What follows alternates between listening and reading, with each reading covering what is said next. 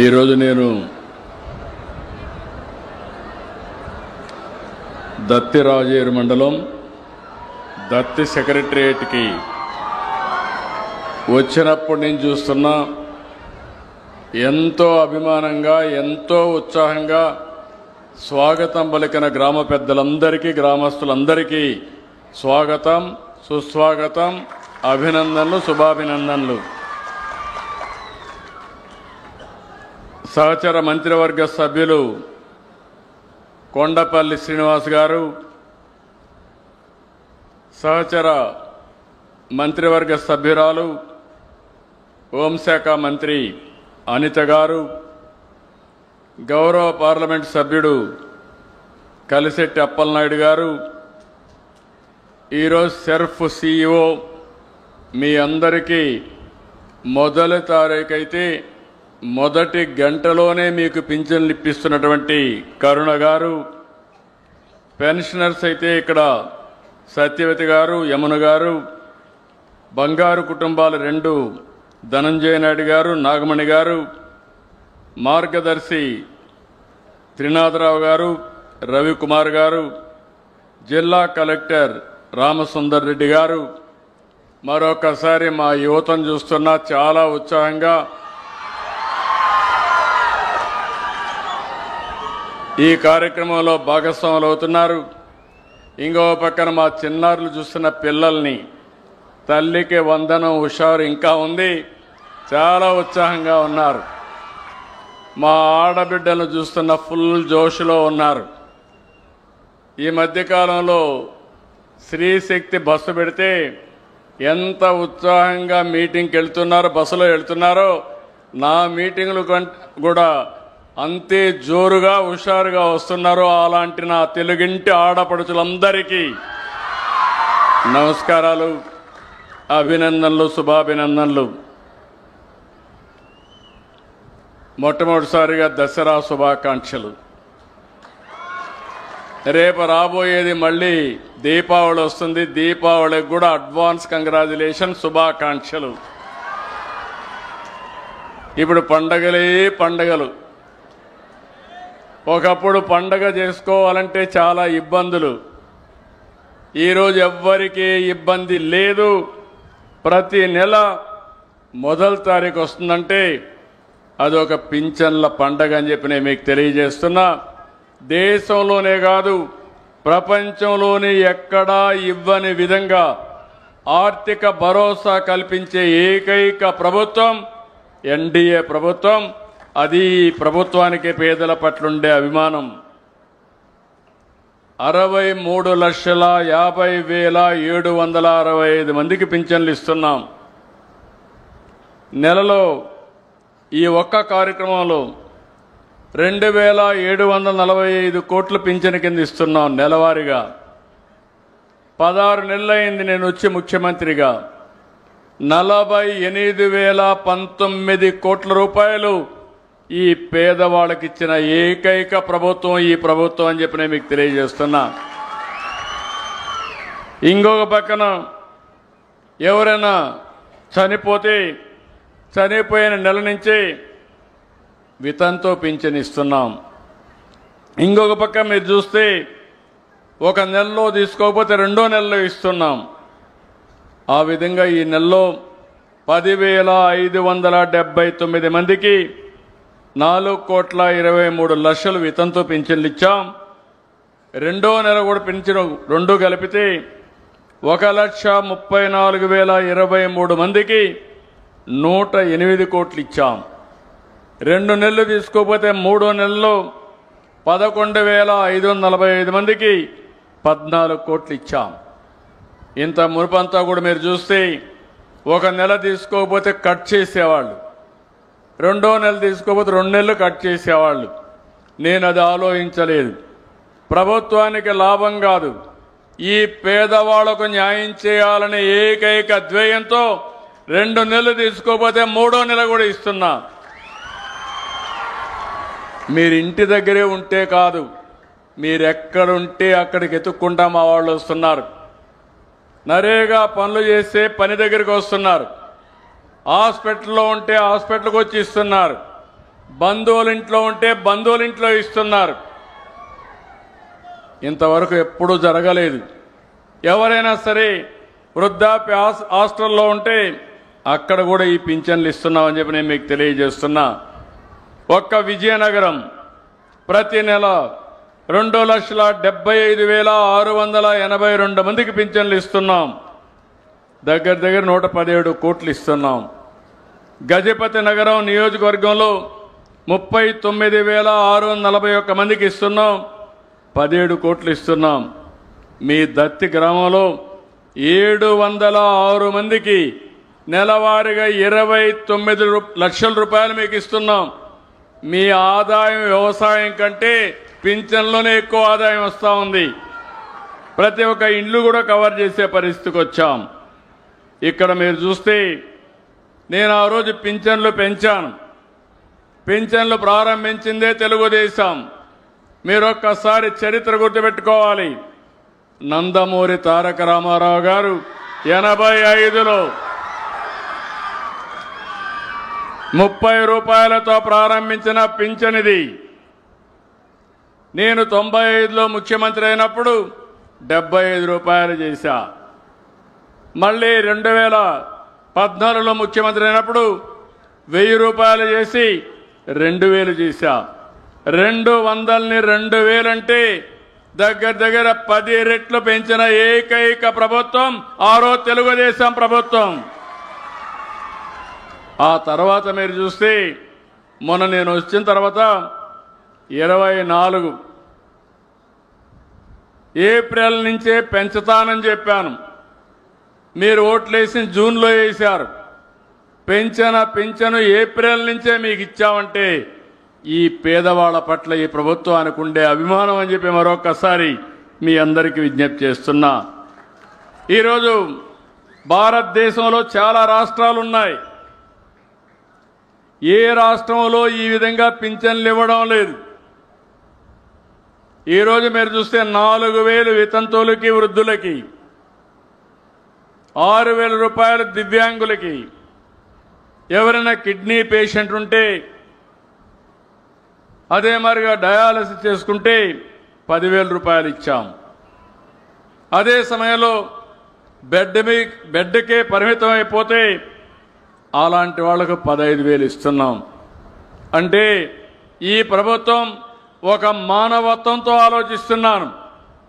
ఇంకో పక్క నేను రాకపోతే ఎవరైనా నిర్లక్ష్యం చేస్తారనే ఉద్దేశంతో ప్రతి నెల ఒక గ్రామానికి వచ్చి నేరుగా పర్యవేక్షిస్తున్నానంటే ఏ ఒక్కరికి ఇబ్బంది రాకూడదనే ఉద్దేశంతోనే ఈ కార్యక్రమాన్ని చేపట్టానని చెప్పి మీ అందరికీ తెలియజేస్తున్నా. రాష్ట్రంలో దేశంలో 29 రాష్ట్రాలున్నాయి. ఉత్తరప్రదేశ్ మనకంటే 3 రెట్లు ఎక్కువ ఉంది. పెద్ద రాష్ట్రం. వాళ్ళు ఇచ్చేది 560 కోట్లు.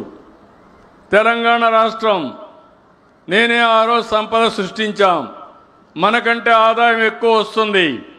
ఈరోజు అక్కడ ఇచ్చేది 879 కోట్లు. హైయెస్ట్ వచ్చి తెలంగాణ 8,179 కోట్లు అయితే ఆంధ్రప్రదేశ్ రాష్ట్రం 33,000 కోట్ల రూపాయలు పేదవాళ్ళకి ఇస్తున్నామంటే అది మీ మీద నాకుండే అభిమానం, ప్రేమ అని చెప్పి నేను మీకు తెలియజేస్తున్నా. ఈ విషయాలు మీరు గుర్తుపెట్టుకోవాలి. ఎందుకు నేను ఈ విషయం చెప్తున్నానంటే 100 మంది ఉంటే 13 మందికి పింఛన్లు ఇస్తున్నాం. ఇంకో పక్క 59 మంది మా ఆడబిడ్డలకే పింఛన్లు ఇస్తున్నా. ఈరోజు మగవాళ్ళ కంటే కూడా ఆడబిడ్డలు అన్ని విధాలా పైకి తేవడానికి అనేక కార్యక్రమాలు తీసుకున్నామని చెప్పి కూడా నేను మీకు తెలియజేస్తున్నా. ఈరోజు మీరు చూసినప్పుడు 48,019 కోట్ల రూపాయలు ఖర్చు పెడితే 28,331 కోట్లు మా ఆడబిడ్డల చేతికి ఇస్తున్నానంటే దానికంటే సాటిస్ఫాక్షన్ నా జీవితంలో ఇంకొకటి ఉండదని చెప్పి తెలియజేస్తున్నా. ఈరోజు ఒక విషయం మీరు గుర్తుపెట్టుకోవాలి. నేనేదో ఒక పింఛన్తోనే సరిపెట్టలేదు. సూపర్ 6 చెప్పాం. సూపర్ హిట్ చేశామా లేదా అని మిమ్మల్ని అడుగుతున్నా. సూపర్ హిట్ చేశామంటే గట్టిగా చెప్పండి. సూపర్ 6ని సూపర్ హిట్ చేశామని గట్టిగా హర్షాన్ని ఆమోదాన్ని తెలియజేయండి. పిల్లలు చూసి అడిగాను, 2 పిల్లలుంటే 2కి వస్తా ఉంది. నేను రాష్ట్రమంతా చూస్తే 6 మంది పిల్లలుంటే 6 మందికి ఇచ్చాం. నేను ఒకే మాట చెప్పాను, ఎవరైనా రాకపోతే టెక్నికల్గా ప్రాబ్లం ఉంటే ఇక్కడే కలెక్టర్ చెప్తున్నా ఇమ్మీడియట్గా సార్ట్అవుట్ చేస్తారు. కానీ ఒక్కరికి కూడా ఇగ్నోర్ కావడానికి వీలు లేదు. అర్హులైన ప్రతి ఒక్కరికి పింఛన్లు ఇచ్చే బాధ్యత, తల్లికి వందనం ఇచ్చే బాధ్యత నాదని మరొక్కసారి మీ అందరికీ హామీ ఇస్తున్నా. ఈ కార్యక్రమంలో 63,77,000 మందికి ఇచ్చాం. 10,090 కోట్ల రూపాయలు శాంక్షన్ చేశాం. ఇదేదో మీకు డబ్బులు ఇవ్వడం కాదు, ఇది కేవలం పథకమే కాదు, ఈ పిల్లల అద్భుతమైన భవిష్యత్తుకు ప్రభుత్వం పెట్టే పెట్టుబడి. అది నేనిచ్చే భరోసా అని మరొకసారి మీ అందరికీ తెలియజేస్తున్నా. ఈరోజు మా ఆడబిడ్డలున్నారు, అప్పుడప్పుడు మర్చిపోతారు. దీపం పెట్టింది నేనే, గుర్తుందా తల్లి అని అడుగుతున్నా. 98, 99లో నా తల్లి పడిన కష్టం పడకూడదని నా ఆడబిడ్డలకు మొట్టమొదటిసారిగా దీపం సిలిండర్లు ఇచ్చా. అవునా కాదా అని అడుగుతున్నా ఇక్కడే ఆడబిడ్డలందరినీ. మళ్ళీ కొంతమంది ధరలు పెరిగాయని వాడకం మానేస్తే మళ్ళీ ఈరోజు 3 సిలిండర్లు ఉచితంగా గ్యాస్ ఇచ్చానంటే అది మా ఆడబిడ్డల పైన నాకుండే అభిమానం అని మరొక్కసారి తెలియజేస్తున్నాం. 1 కోటికి పైన ఇచ్చాం. 2,66 లక్షల సిలిండర్లు ఇచ్చాం. 1,718 కోట్లు ఖర్చు పెట్టాం. ఈ మధ్యనే స్త్రీ శక్తి ఆగస్టు 15 మా ఆడబిడ్డలందరికీ ఉచిత ప్రయాణ సౌకర్యం అంటే చాలామంది అసాధ్యమన్నారు, సాధ్యం కాదన్నారు, అవసరమా అని అడిగారు. నేను ఒకే మాట చెప్పాను, చెప్పింది చేసి చూపిస్తానని. స్త్రీ శక్తి కింద మీకు రాష్ట్రంలో ఎక్కడైనా ప్రయాణం చేయొచ్చు. మొన్న దసరా రోజున ఇక్కడి నుంచి నేరుగా విజయవాడకి వెళ్ళి కనకదుర్గమ్మ దర్శనం చేసుకొని మీరు వచ్చారంటే చాలా ఆనందంగా ఉంది. నేను కూడా పట్టు వస్త్రాలు ఆ తల్లికి సమర్పించా. అక్కడ పోయినప్పుడు చూశాను, క్యూలు చూశాను. మగవాళ్ళ కంటే మా ఆడబిడ్డలే ఎక్కువగా ఉన్నారు ఆ క్యూలంతా. అంటే స్త్రీ శక్తి బ్రహ్మాండంగా పనిచేసింది. అవునా కాదా అని అడుగుతున్నా మా ఆడబిడ్డలందరినీ. అంటే ఫస్ట్ టైం మీ అందరికీ మొబిలిటీ వచ్చింది, బయట పోయే అవకాశం వచ్చింది. ఈరోజు ఆగస్టు 15న ప్రారంభిస్తే 45 రోజులు 10 కోట్ల ప్రయాణాలు చేశారు. ఇది ఒక వినూత్నమైన అనుభవం. ఒకప్పుడు 10 లక్షల మందే రోజుకు బస్సులు ఎక్కేవాళ్ళు. ఈరోజు డబల్ అయిపోయింది, 21 లక్షలు ఎక్కుతున్నారు. మా తల్లి నవ్వుతా ఉంది. అంటే ఒకటే కోరుతున్నా, ఇది సూపర్ హిట్ అయింది. అదే సమయంలో అనవసరంగా తిరిగితే మాత్రం మీ ఆరోగ్యం పోతుంది. అవసరానికి వాడుకోండి, తప్పు లేదు. ఎక్కడన్నా దేవాలయానికి వెళ్ళాలంటే వెళ్ళండి, తప్పు లేదు. 2 పనులు అవుతాయి. ఒకటి, మీరు ఒక దేవుణ్ణి దర్శించుకొని అక్కడ కానీ ప్రార్థనలు చేస్తే కష్టపడి పనిచేస్తారు. మీ పిల్లలకు ఉద్యోగం రావాలంటే ఉద్యోగం వస్తుంది. మీ ఇంకేమైనా కోరికలు ఉంటే కోరికలు కూడా తీరుతాయి. అదే సమయంలో నేను మిమ్మల్ని కోరేది, ఎక్కడన్నా తల్లి దగ్గరికి పోవాలన్నా లేకుంటే తల్లి బిడ్డ దగ్గరికి రావాలన్నా మీరు ఈజీగా రావడానికి అవకాశం ఉంటుంది. చాలామంది పిల్లలు చదువుకుంటున్నారు. ఇంటర్మీడియట్ ఉంటే మండల హెడ్ క్వార్టర్కి పోవాలి, ఉచితంగా ప్రయాణ సౌకర్యం ఉంటుంది. ఇంకో పక్క ఉద్యోగాలకు పోయి రావాలంటే ఈజీగా పోయి వచ్చే పరిస్థితి వస్తుంది. నేను ముందు చూపుతో ఆలోచించి అందరికీ ఫ్రీ బస్ ఏర్పాటు చేశాను. ఇది నెలకు 247 కోట్లు అవుతుంది. సంవత్సరానికి 2963 కోట్లు అవుతుంది. ఎంతైనా పర్వాలేదు, ఇదో గేమ్ చేంజర్గా తయారవుతుంది. మా ఆడబిడ్డలు ఆర్థికంగా ఎదిగి దేశానికే వన్నీ తెచ్చే విధంగా ముందుకు పోతారు. నేనే డాక్రా సంఘాలు పెట్టాను. ఈరోజు మీ పొదుపు చూస్తే 20,000 కోట్లుంది. మీరు అప్పులు తీసుకునేది చూస్తే 50,000 కోట్ల రూపాయల అప్పులు తీసుకుంటున్నారు. పట్టణ ప్రాంతాల్లో మెప్మా ఉంది. అక్కడ ఒక 22 లక్షల మంది ఉన్నారు. వాళ్ళకు కూడా దగ్గర ఒక 10,000 కోట్ల దగ్గర పొదుపు ఉంది. 20,000 కోట్ల అప్పు తీసుకుంటున్నారు. మళ్ళీ తిరిగి కట్టడంలో పెద్ద వ్యాపారస్తులు కట్టలేదు, కానీ నీతిగా ఉండే మా ఆడబిడ్డలు మాత్రం తిరిగి కట్టే సాంప్రదాయానికి కట్టుబడి ఉన్నారు. ఇప్పుడు డబ్బులు రావడం పెద్ద ప్రాబ్లం కాదు. నేను అందుకే కరుణ గారిని ఒక మాట చెప్పాను. అదే మరి మంత్రి ఇక్కడే ఉన్నాడు, డాక్రా సంఘాల మంత్రి మీ దగ్గర శ్రీనివాస్ గారు ఇక్కడే ఉన్నారు. మీ ఆదాయాన్ని పెంచడానికి ఏం చేయాలనో పెద్ద ఎత్తున ఆలోచిస్తున్నానని చెప్పి కూడా నేను మీకు తెలియజేస్తున్నా. ఇంకో పక్క 4వ తారీఖు ఆటో డ్రైవర్లు మా ఆడబిడ్డలకు ఉచిత ప్రయాణ సౌకర్యం ఏర్పాటు చేసి మాకు నష్టం వస్తూ ఉందని బాధపడితే వాళ్ళకు కూడా చెప్పా, మీరు కూడా బాధపడద్దండి. ఆటో డ్రైవర్ సేవలో 4వ తారీఖున 15,000 రూపాయలు వాళ్ళ అకౌంట్లో వేస్తున్నాను. 2,90,000 మంది 4,35,000 కోట్ల రూపాయలు వాళ్ళ అకౌంట్లో వేస్తున్నా. డ్రైవర్ కష్టాలు తెలిసిన వ్యక్తిని, పేదవాళ్ళ ఇబ్బందులు అర్థమైనాయి, అందుకే ఈ కార్యక్రమం తీసుకున్నాం. ఇంకో పక్క రైతు బాగుంటేనే దేశం బాగుంటుంది. గ్రామీణ ప్రాంతాలు బాగుండాలంటే రైతు ఆదాయం పెరగాలి. ఒకప్పుడు మీరు చూస్తే రైతును పట్టించుకున్న దాఖలాలు లేవు. ఈరోజు నేను ఒకటి ఆలోచిస్తున్నాను, ఆహారపు అలవాట్లు మారాయి, మన ఉత్పత్తిని కూడా మార్చుకోవాలి. విజయనగరం జిల్లా పేదరికంలో ఉంది. దానికి కారణం మీరు చూస్తే ఇక్కడ నీళ్లు పైనున్నా, నీటి వనరులున్నా ఇక్కడ వ్యవసాయం అనుకున్నట్టు చేయలేక చేసిన వాణిజ్య పంటలు వేయకుండా మనకు నష్టం వస్తూ ఉంది. నేను ఒకటి హామీ ఇస్తున్నా, రైతును ఆదుకుంటాం.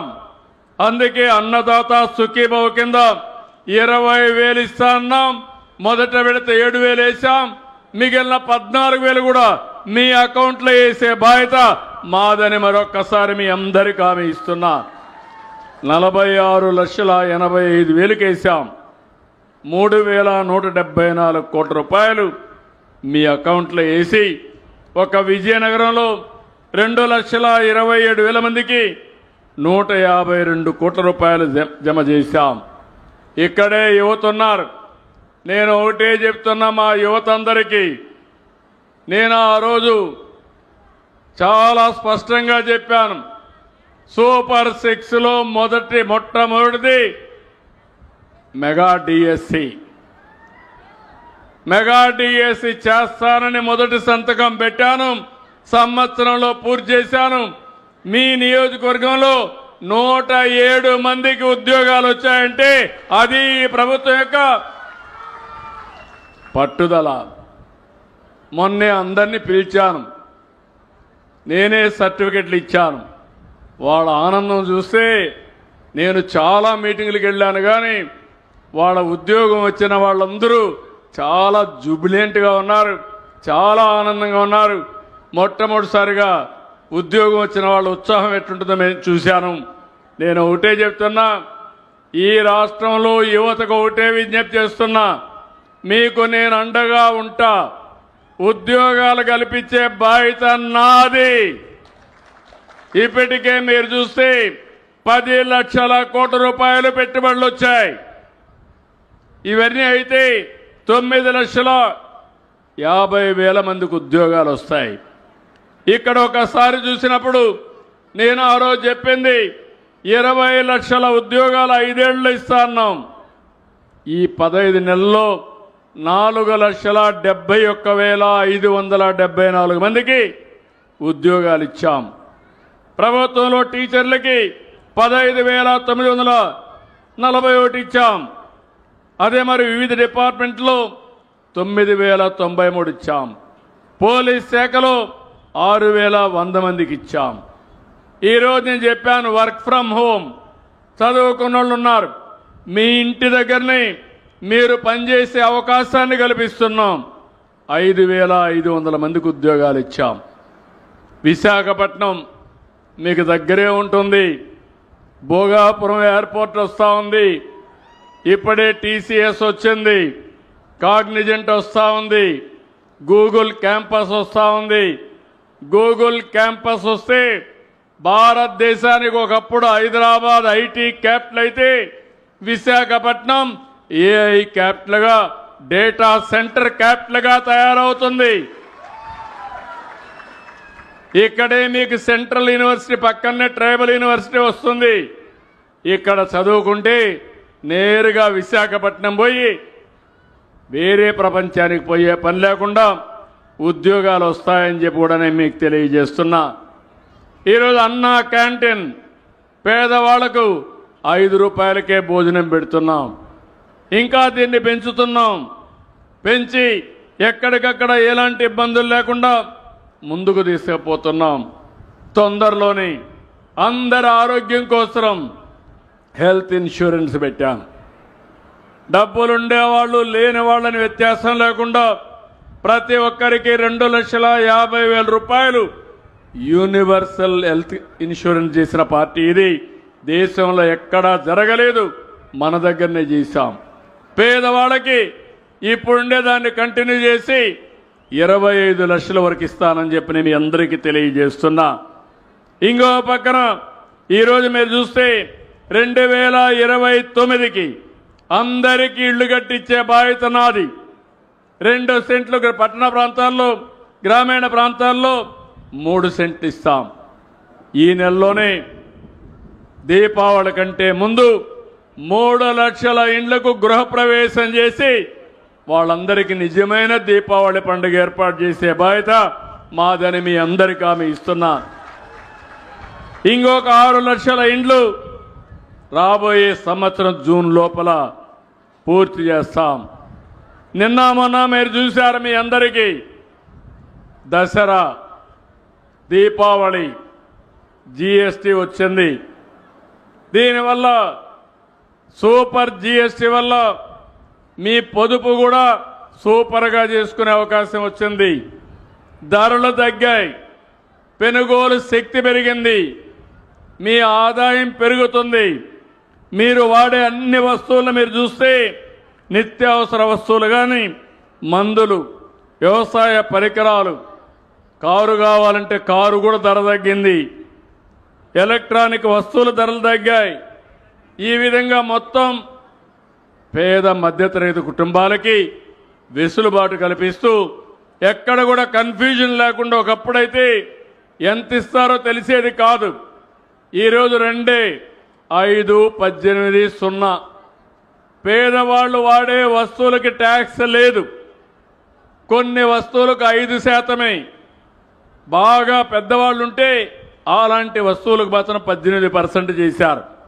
దీనివల్ల రాష్ట్రంలో 8,000 కోట్ల రూపాయల ఆదాయం తగ్గుతుంది.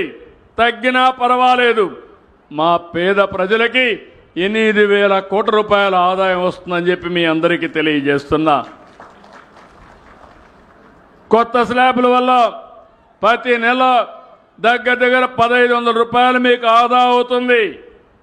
ఇంకో పక్క శుభవార్త, నేను ఒక మాట చెప్పాను, నేను కష్టపడతాను, నా అనుభవంతో పనిచేస్తాను, ప్రభుత్వాన్ని ఘాట్లో పెడతాను, సమర్థత పెంచుతాను, అభివృద్ధి, సంక్షేమం, సుపరిపాలన ఒక పద్ధతి ప్రకారం తీసుకుపోతానని చెప్పాను. ఈరోజు నేను అడుగుతున్నాను, ఈ ప్రభుత్వ సమర్థ పాలనలో అర్హులైన ప్రతి ఒక్కరికి సంక్షేమ కార్యక్రమాలు అందిస్తున్నాం. ఇప్పుడు నేనే ఒక కిడ్నీ పేషెంట్ ఇంటికి వెళ్ళాను. దురదృష్టం వెంటాడింది. తల్లి ముందుకొచ్చింది. కిడ్నీ తల్లి డొనేట్ చేసింది. ఆపరేషన్ చేసుకున్నాడు. ఉన్న 3 ఎకరాలు అమ్మేశాడు. అప్పట్లోనే నేను 1,60,000 రూపాయలు డబ్బులు కూడా ఇచ్చాను. కానీ అప్పులు చేసి కిడ్నీ ట్రాన్స్ప్లాంటేషన్ చేసుకున్నాడు. దినదినం గండంగా భావిస్తున్నాడు. ఈరోజు నేను వచ్చి అలాంటి కిడ్నీ పేషెంట్కి 10,000 రూపాయలు ఇచ్చాను. అది ఇచ్చినప్పుడు నాకు అనిపించింది నా జన్మ సార్థకమైందని చెప్పి ఆనందపడుతున్నాను. అదే సమయంలో ఆ తల్లికి 6,000 ఇచ్చాం. అంటే ఇతనికి 1,20,000 వస్తుంది. తల్లికి దగ్గర దగ్గర 72,000 వస్తుంది. 2 పిల్లలున్నారు. 2 పిల్లలకు ఒకటే చెప్పాను, 15,000 రూపాయలు వేసాం. మొన్నే తల్లికి వందనం వల్ల 26,000 వచ్చింది. అంటే మీరు గుర్తుపెట్టుకోవాల్సింది, ఒక కుటుంబానికి దగ్గర దగ్గర 2,20,000 రూపాయలు ఈ ప్రభుత్వం వల్ల వచ్చిందంటే దానికంటే తృప్తి ఉంటుందో మీరు ఒక్కసారి ఆలోచించమని మిమ్మల్ని అందరినీ కోరుతున్నాను. అర్హులందరికీ న్యాయం చేయాలి. దానికోసం ఈ ప్రభుత్వం ఉన్నాం.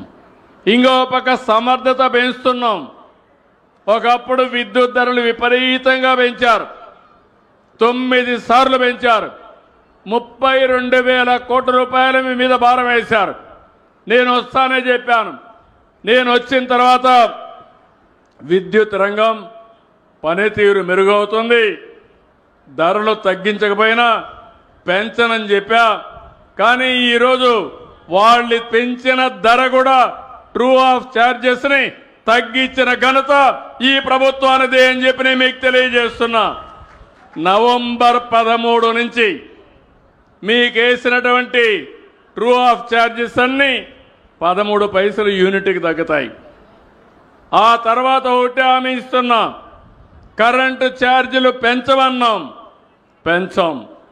అవసరమైతే కరెంటు ఛార్జీలు తగ్గించే దిశగా నా పరిపాలన ఉంటుందని మరొక్కసారి మీ అందరికీ హామీ ఇస్తున్నా.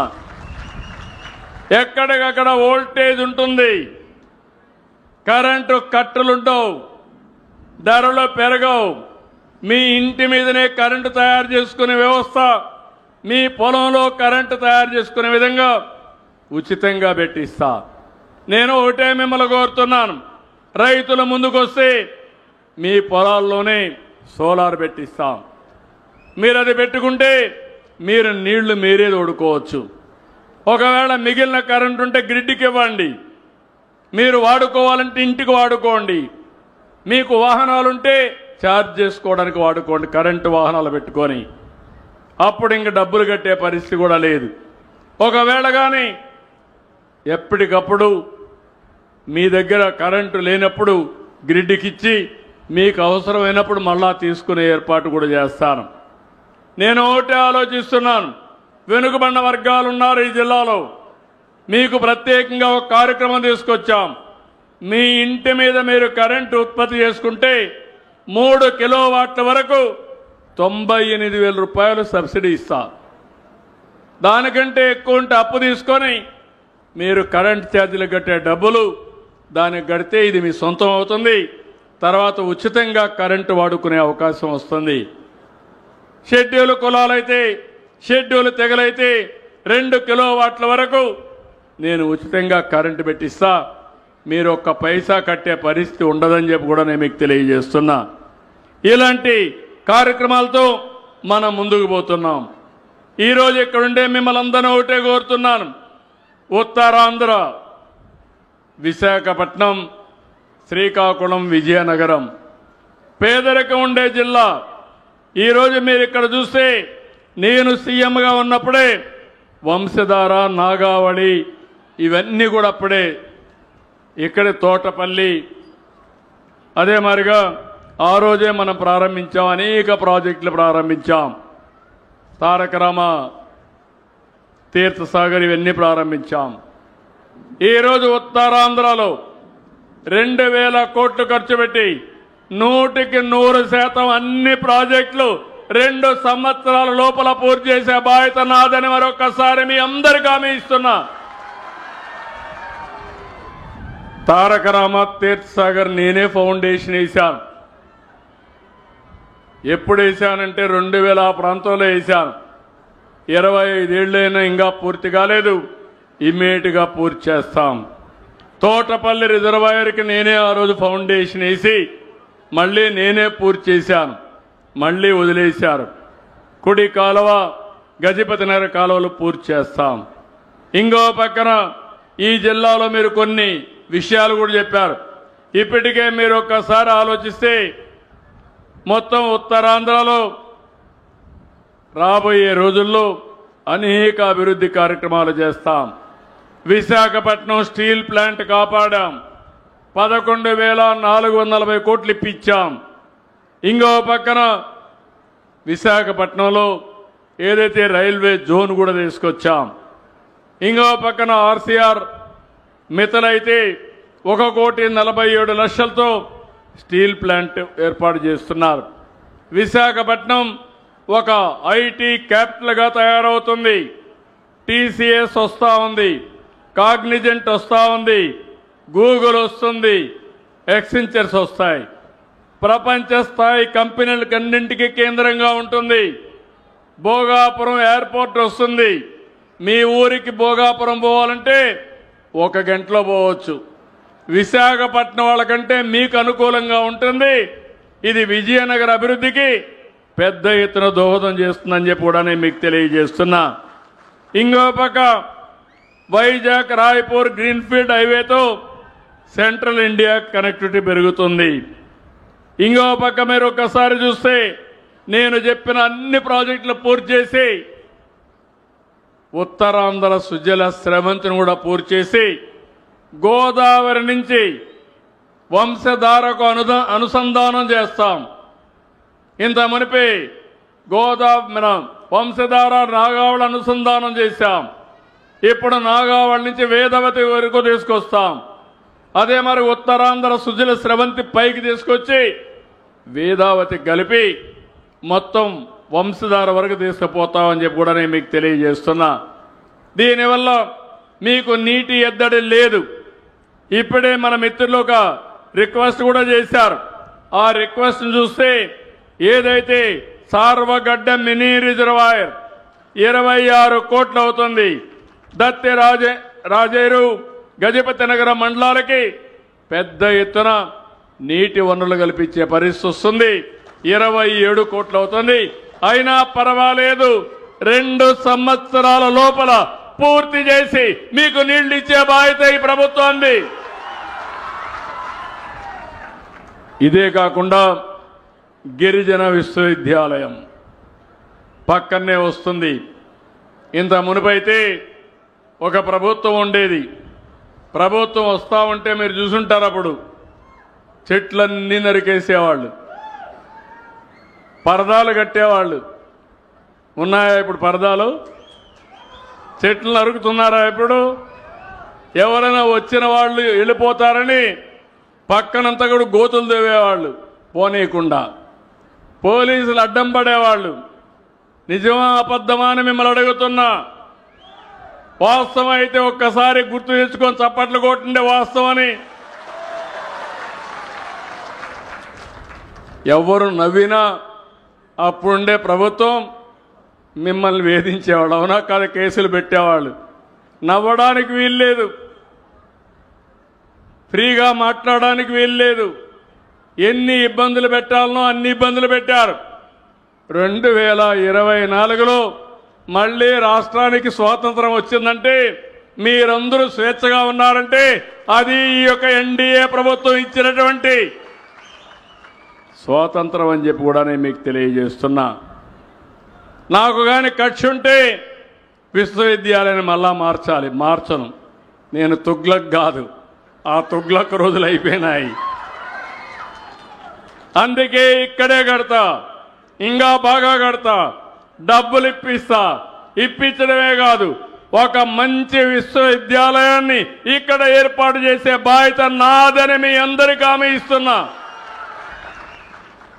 అక్కడ కూడా ఇంత మునుపు ఏదైతే పెట్టారో అక్కడైతే ఒక గ్రేహౌండ్స్ క్యాంపస్ కూడా ఏర్పాటు చేస్తున్నాం. ఇలాంటి మంచి కార్యక్రమాలతో మనం ముందుకు పోతున్నాం. ఈ ఊర్లో, ఈ మండలంలో, ఈ జిల్లాలో కూడా మత్స్యకారులు చేప వేటకి ఏదైతే మన మత్స్యకారులకు ఒక జట్టి కావాలని చెప్పి కోరారు, తప్పకుండా కట్టిస్తామని చెప్పి కూడా నేను మీ అందరికీ హామీ ఇస్తున్నా. ఇంకో పక్కన జామి మండలం శాసనాపాలెం నుంచి వేమిలి మార్గంలో హై లెవెల్ బ్రిడ్జ్ ఒకటి కావాలన్నారు, అది కూడా శాంక్షన్ చేస్తామని చెప్పి మీ అందరికీ హామీ ఇస్తున్నాను. మర్రి వలస ఆంధ్రా ఆర్ఎన్బి రోడ్ నుంచి మర్రి వలస బ్రిడ్జ్తో కలిపి గజపతి నగరం వరకు రోడ్డు వేయాలన్నారు, అది కూడా శాంక్షన్ చేస్తున్నామని చెప్పి కూడా నేను మీకు తెలియజేస్తున్నా. ఈరోజు ఇక్కడ మీరు చూస్తే ఇప్పుడే కలిశెట్టి అప్పలనాయుడు ఎంపీ మొన్నటి వరకు మామూలు కార్యకర్తను ఒక ఎంపీ చేసిన పార్టీ తెలుగుదేశం పార్టీ. సమర్థవంతంగా పనిచేస్తున్నాడు, పార్టీ అంటే ప్రాణంగా చూసుకుంటున్నాడు. ఆయన్ని మనస్ఫూర్తిగా అభినందిస్తున్నానని చెప్పి కూడా నేను మీకు తెలియజేస్తున్నా. ఇంకో పక్కన ఇప్పుడే ఎమ్మెల్యే గారు ఇక్కడ మంత్రి మొదటిసారి వాళ్ళ తాత కూడా ఒకప్పుడు ఎంపీ, ఇక్కడ రాజకీయ కుటుంబం. మొన్నటి వరకు వాళ్ళ బాబాయ్ కూడా ఇక్కడే ఎమ్మెల్యేగా ఉన్నాడు, బాగా చదువుకున్నాడు. ఇంకా కష్టపడాలి, ఇంకా మీకు అందుబాటులో ఉండాలి. నేను ఏవైతే ఆలోచనలు పెట్టుకున్నానో ఆ ఆలోచనల ప్రకారం రాత్రింబగళ్ళు పనిచేసి ఈ వెనుకబడిన జిల్లా, వెనుకబడిన నియోజకవర్గాన్ని అభివృద్ధి చేసే బాధ్యత ఆయనకు అప్పచెప్పానని చెప్పి మీ అందరికీ తెలియజేస్తున్నా. మీరు కూడా వదిలిపెట్టద్దండి, రాటు తేలాలి, గట్టిగా పనిచేయించండి. ఎందుకంటే ఈ నియోజకవర్గానికి అవసరం. అందుకే యువకుడు, ఉత్సాహవంతుడు, చదువుకున్నాడు, జాక్పాట్ మేరగా ఎమ్మెల్యే ప్లస్ ఒకటేసారి మంత్రి కూడా, డబుల్ జాక్పాట్. కానీ ఆయన కష్టపడాలి. ఏదైతే నేను ఆశలు పెట్టుకున్నానో ఆ ఆశల్ని నిరూపించుకునే బాధ్యత అయిందని చెప్పి నేను మీకు తెలియజేస్తున్నా. నా ఆలోచన ఒకటే. ఇప్పుడే అనిత గారు ఒక మాట అన్నారు, ఎగ్జాక్ట్గా 22 సంవత్సరాల కంటే ముందు వెంకటేశ్వర స్వామికి పట్టు వస్త్రాలు ఇచ్చే సాంప్రదాయం ముఖ్యమంత్రిగా నేను వెళ్ళాను. ఆ రోజే నేను ప్రాణదానం అంటే వెంకటేశ్వర స్వామి భక్తులు ప్రాణదానం కింద డొనేట్ చేయమని ఒక ట్రస్ట్ కిందన ఏర్పాటు చేశాను. రోయా హాస్పిటల్లో ఇనాగరేట్ చేశాను. పోతూ ఉంటే 24 క్లేమోర్ మైన్స్ నా మీద బ్లాస్ట్ చేశారు ఆ రోజు తీవ్రవాదులు. మామూలుగా ఎవ్వరూ బయటపడరు, ఒక బాంబు వేస్తేనే ఏమవుతాం మీకు తెలుసు. అలాంటిది 24 బాంబులు వేస్తే సాక్షాత్తు వెంకటేశ్వర స్వామి దిగొచ్చి నాకు ప్రాణభిక్ష పెట్టాడని చెప్పి మీ అందరికీ విజ్ఞప్తి చేస్తున్నా. నన్ను ఒక పర్పస్ కోసం బతికిచ్చాడు, ప్రాణభిక్ష పెట్టారు. నేను ఎప్పుడు ఆయన పాదాల దగ్గర ఎప్పుడు మా ఇంట్లో నుంచి చూస్తే 7 నామాలు కనపడొస్తాయి. అటు సైడ్ మంగాపురం చూస్తే అలాంటిది నేను ఎప్పుడూ గుర్తుపెట్టుకుంటాను. పవిత్రమైన భావంతో పనిచేస్తాం. ఎన్టీ రామారావు గారు మొట్టమొదటిసారిగా అన్నదానం ప్రవేశపెడితే ఈరోజు వెంకటేశ్వర స్వామి ఆ అన్నదానం 2300 కోట్లుంది. వచ్చే ఆదాయంతోనే పెట్టగలుగుతున్నాం. వడ్డీ మళ్ళా వస్తూ ఉంది. అందుకే మొన్న ఒక నిర్ణయం తీసుకున్నా. వెంకటేశ్వర స్వామి మేనేజ్ చేసే, టీటీడీ మేనేజ్ చేసే అన్ని దేవాలయాల్లో కొండపైన ఏ విధంగా అయితే భోజనం పెడుతున్నారో అన్ని దేవాలయాల్లో అన్నదానం ఏర్పాటు చేసే కార్యక్రమానికి శ్రీకారం చుట్టా. అదే మరిగా ఈరోజు 688 కోట్లు ప్రాణదానం ఉంది. ఆ నిధులను కూడా సమీకరించి పెద్ద ఎత్తున తిరుపతిలో ఉండే అన్ని హాస్పిటల్లన్నీ ఒక గొడుగు కింద తీసుకొచ్చి వాళ్ళందరికీ ఆరోగ్య చికిత్సలు అందించే విధంగా రాష్ట్ర ప్రభుత్వం ఇచ్చే డబ్బులే కాకుండా అదనంగా ఒక కార్యక్రమం తీసుకున్నాం. ఇంకో పక్కన శ్రీవారి సేవకులు ఉన్నారు. ఇప్పుడే భవానీ సేవకులను చూశాను ఇక్కడ నేను. ఈ ఊర్లో 70 మంది భవానీ సేవకులు ఉన్నారు. రాష్ట్రం మొత్తం చూస్తే దగ్గర దగ్గర 17 లక్షల మంది శ్రీవారి సేవకులు ఉన్నారు. నేనే ఆ కార్యక్రమానికి శ్రీకారం చుట్టాను. నేను సత్యసాయి బాబా ఆశ్రమంలో చూశా. ఆ సత్య సేవకులు ఉండేవాళ్ళు, సాయిబాబా సేవకులు ఉండేవారు. ఆ స్ఫూర్తిని తీసుకుని శ్రీవారి సేవకులుంటే బాగుంటుందని నేనే ఇంట్రడ్యూస్ చేశా. ఈరోజు బ్రహ్మాండంగా పనిచేస్తూ ఉంది.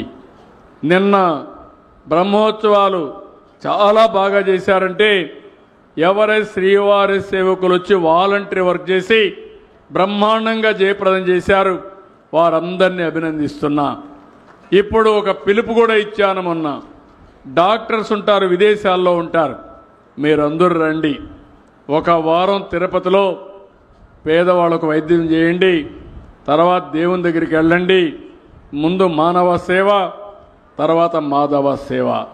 ఈ రెండు చేస్తే భగవంతుడు కూడా మిమ్మల్ని ఆశీర్వదిస్తాడని చెప్పి ఆ కార్యక్రమానికి శ్రీకారం చుట్టాను. ఇంకో పక్క ఎప్పుడు కూడా మీరు గుర్తుపెట్టుకోవాలి, మనకు ఆరోగ్యం బాగుండాలంటే స్ట్రెస్ లేని జీవితం కావాలి. నేను మందులు ఇవ్వడానికి, ట్రీట్మెంట్ ఇవ్వడానికి హాస్పిటల్స్ పెట్టాం. అదే సమయంలో దేవాలయాలు కానీ ప్రార్థనాలయాలు కానీ చాలా ముఖ్యం.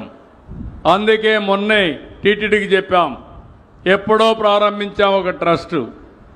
ఈరోజు దాని ద్వారా 5,000 దేవాలయాలు రాష్ట్రం దేశం మొత్తం కడుతున్నాం. ఇవి చిన్న దేవాలయాలన్నీ గ్రామాల్లో, పెద్ద దేవాలయాలు ఒక 50 కట్టాలని చెప్పి ఆలోచిస్తున్నాం. ఇది కూడా ఈ దేవాలయాలుంటే దేవుణ్ణి నమ్మేవారు అక్కడికి పోయి పూజలు చేసి వస్తే మీకు ఆరోగ్యం బాగుంటుంది, స్ట్రెస్ తగ్గుతుంది. అందుకే ఈరోజు స్త్రీ శక్తి కింద మీకు ఉచిత ప్రయాణ సౌకర్యం పెట్టాం. మీరు ఎక్కడికి పోవాలన్నా, కడాన శ్రీశైలం పోవాలన్నా నేరుగా పోయి మల్లికార్జున స్వామిని చూసుకొని తిరిగి రావచ్చు అని చెప్పి మీ అందరికి విజ్ఞప్తి చేస్తున్నా. ఒక దివ్యక్షేత్రం, శక్తిపీఠం మల్లికార్జున స్వామి. 2 శక్తిపీఠాలు ఉన్నాయి, దేశంలో ఎక్కడా లేవు. ఒక్కొక్కరికి ఒక విశ్వాసం ఉంటుంది. వాళ్ళ విశ్వాసాలని గౌరవిస్తున్నాను. హిందువుల కోసం దేవాలయాలు, ముస్లింలంతా మసీదులు, క్రిస్టియన్స్ ఉంటే ఏవైతే చర్చిలు కట్టుకోవడానికి కూడా సహాయం చేశాం. ఇలాంటి కార్యక్రమాలు చేస్తున్నాయి. నేను ఒకటే ఈ విజయనగరంలో చెప్తున్నాను, ఈ జిల్లా అభివృద్ధి కావాలి, తప్పకుండా మీకు అండగా ఉంటాను. ఒకప్పుడు విశాఖపట్నం అభివృద్ధి అయింది, ఇప్పుడు విశాఖపట్నం నెక్స్ట్ లెవెల్కి వెళ్తుంది. నేను భోగాపురంలో ఎయిర్పోర్ట్ పెట్టిన ముఖ్యమైన ఉద్దేశం విజయనగరం, శ్రీకాకుళం అభివృద్ధి కావాలనే ఉద్దేశంతో ఈ డైరెక్షన్లో పెట్టాను. ఒకప్పుడు హైదరాబాద్లో, శంషాబాద్లో పెట్టాను. దానికి కారణం అటు పెడితే మెదక్ వెళ్తుంది, ఇంకో పెడితే నిజామాబాద్కి వెళ్తుంది.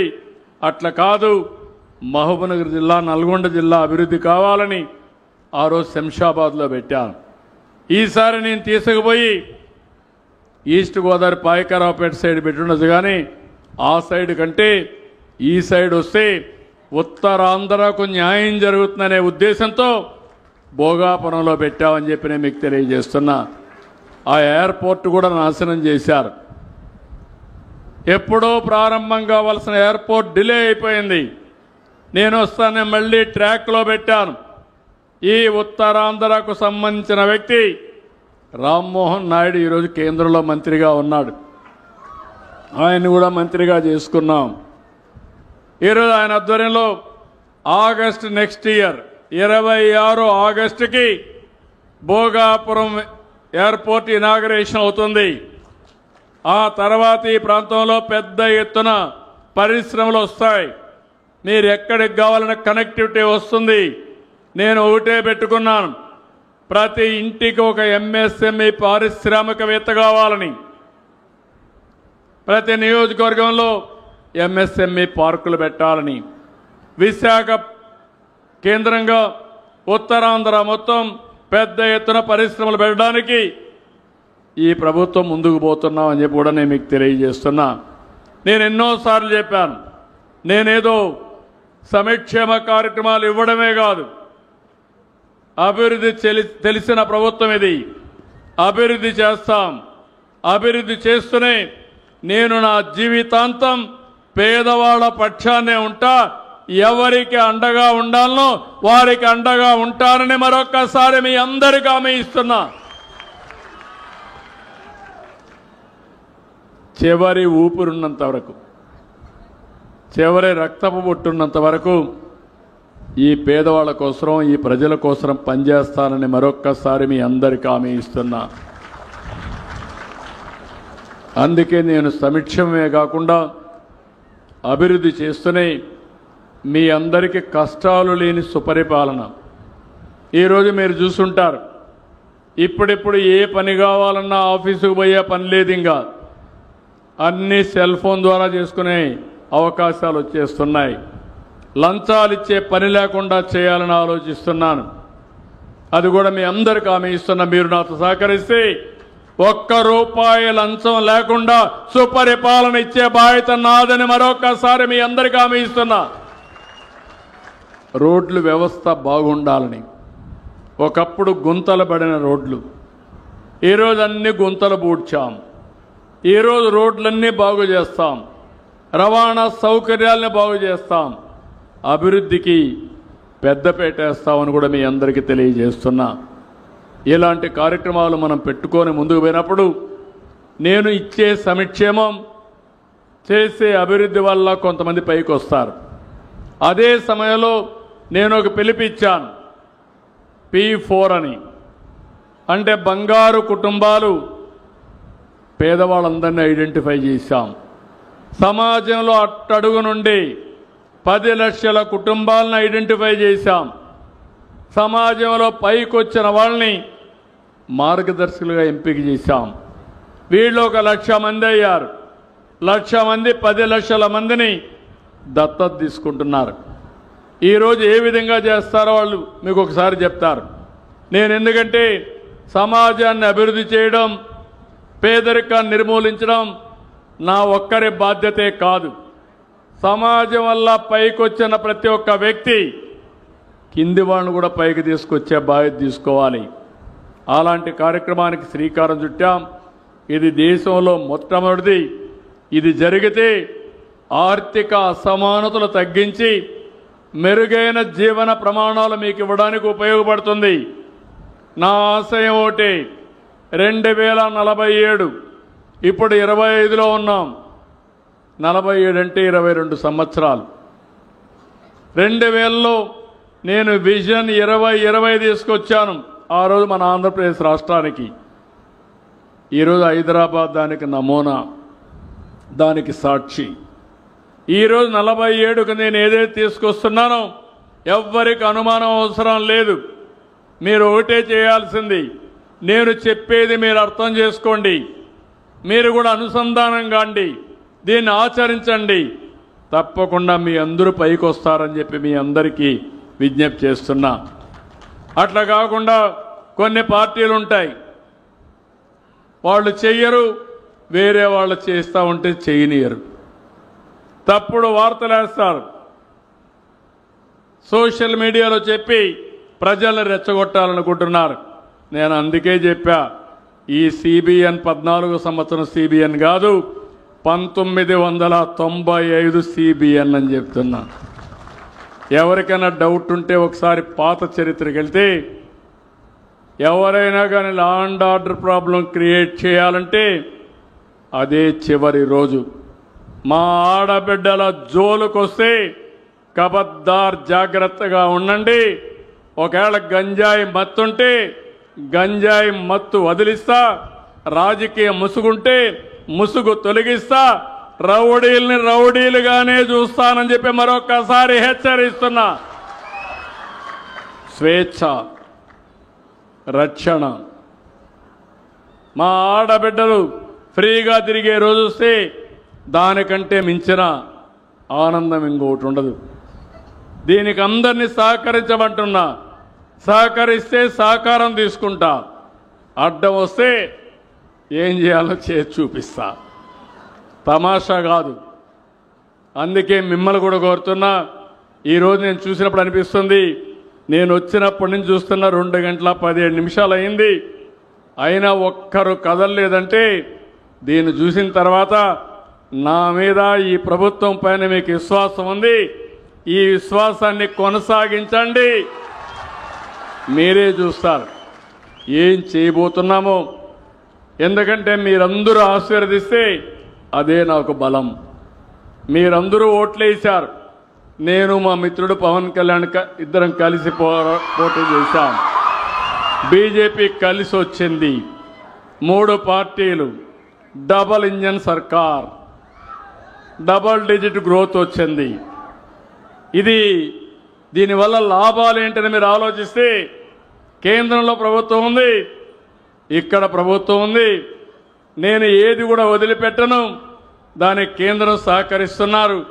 ఈ 2 వల్ల బాగుపడేది ఓట్లేసిన మీరే బాగుపడుతున్నారని మరొక్కసారి విజ్ఞప్తి చేస్తున్నా.